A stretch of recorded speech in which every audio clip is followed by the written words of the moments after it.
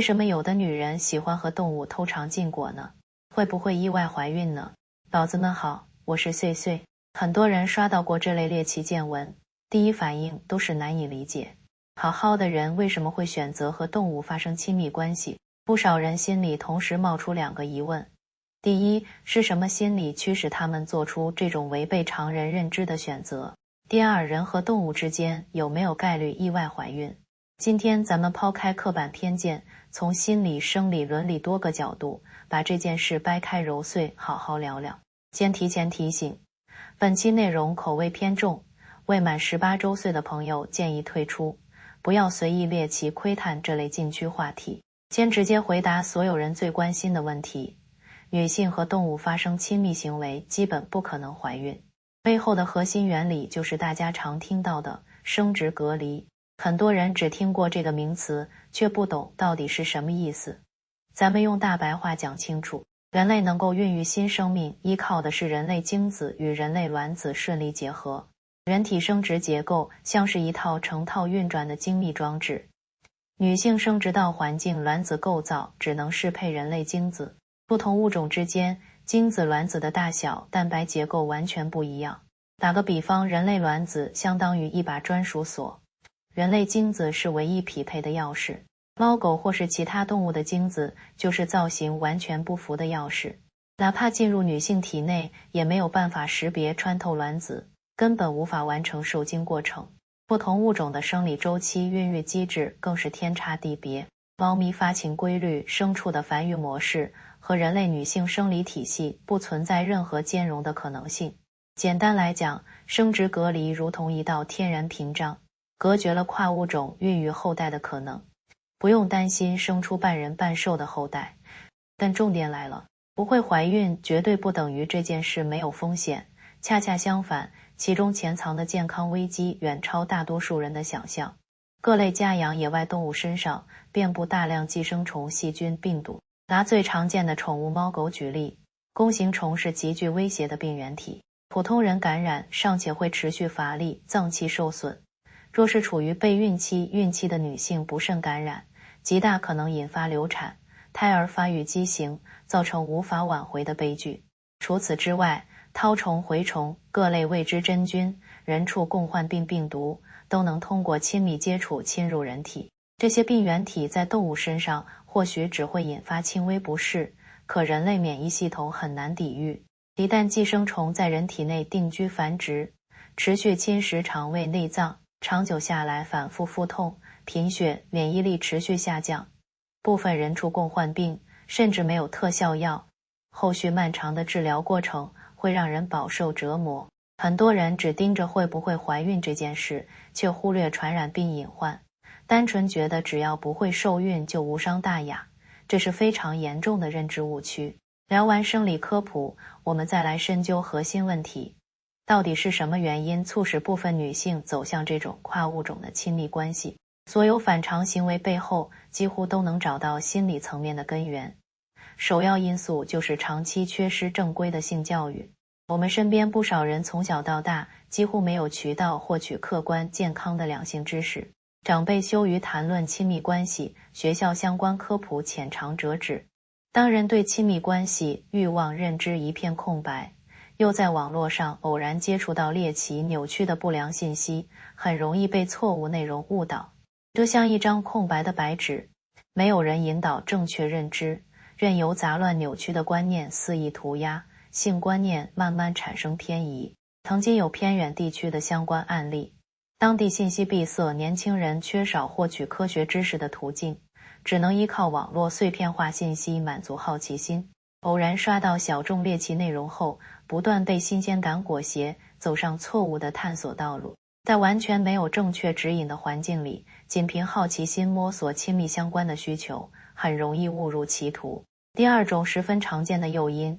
是在人与人的亲密关系里遭受重创，产生严重心理创伤。不少女性在过往感情里遇人不淑，遭遇欺骗、背叛、情感暴力，一次次付出真心，最后换来伤害。持续的负面经历会慢慢让人对同类之间的亲密关系感到恐惧、厌恶。人与人之间的感情充满博弈、猜忌、争吵与背叛，可动物不会言语，不会算计，不会欺骗，只会单纯依赖陪伴。在这类女性眼中，动物成为情绪避风港，她们渴望纯粹没有伤害的亲密连结，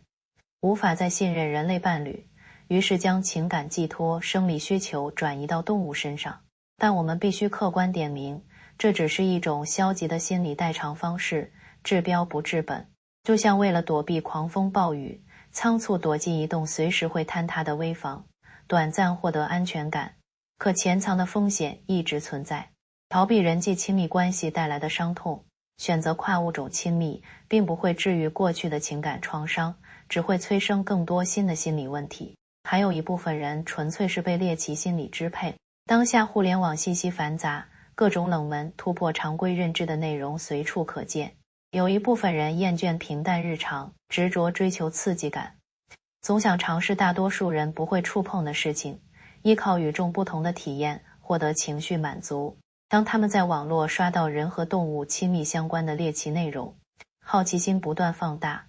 抱着试一试的心态踏出第一步。这类人往往低估这件事的身心危害，只看见新鲜感，看不见背后潜藏的疾病风险、伦理压力。一时冲动的尝试，最后大概率只剩下无尽的后悔。除了心理与健康层面，这件事绕不开伦理、公序良俗的讨论。人类区别于其他动物，关键在于拥有独立思想、道德认知。社会长久发展形成统一的行为准则与伦理框架。人和动物发生亲密行为，明显违背大众普遍认可的公序良俗。亲密关系本身是人类独有的情感载体，融合爱意、尊重、双向奔赴。跨物种亲密打破了大众对于亲密关系的基本认知。倘若这类行为不断被美化效仿，会持续冲击社会伦理底线。个体的选择看似属于私人范畴，但一旦突破公认道德边界，不仅会遭受身边人的非议，长期承受巨大精神压力，也会不断模糊人与人之间亲密关系的边界。不少人会产生疑问，既然不会生出后代，单纯只是个人选择，为什么不被大众接纳？核心不只是道德评判，还有两层现实问题。第一，前面提到的人畜共患病，不只威胁当事人自身健康，部分病原体还有概率间接传染给家人。第二，这种行为容易催生灰色猎奇产业链，有人刻意拍摄相关影像传播，进一步扭曲大众，尤其是青少年的两性观念，造成大范围不良影响。说到这里，也要客观区分两件事。喜爱宠物和小动物建立纯粹的陪伴感情，和与动物发生亲密行为完全是两码事。很多人把猫狗当作家人，享受宠物带来的治愈感，这是十分健康的情感寄托。但若是把生理需求绑定在动物身上，性质就彻底改变。单纯的陪伴治愈心灵，而跨物种亲密会持续埋下健康隐患，还会造成心理认知持续扭曲。那如果有人已经产生类似想法，该如何调整自己？首先要明白，产生奇特的念头不等于一定要付诸行动。人脑会冒出各种天马行空、违背常识的想法。有想法是本能，学会克制、分辨对错才是理性。如果是因为情感受伤，害怕再次与人建立亲密关系，不要选择逃避，不必强迫自己立刻开启一段恋爱，可以先拓展社交圈，参与户外运动、读书会、兴趣社群，认识更多三观契合的普通人，慢慢放下过往感情留下的心理防备，循序渐进学习怎么建立健康的人际关系。亲密关系从来不是必需品，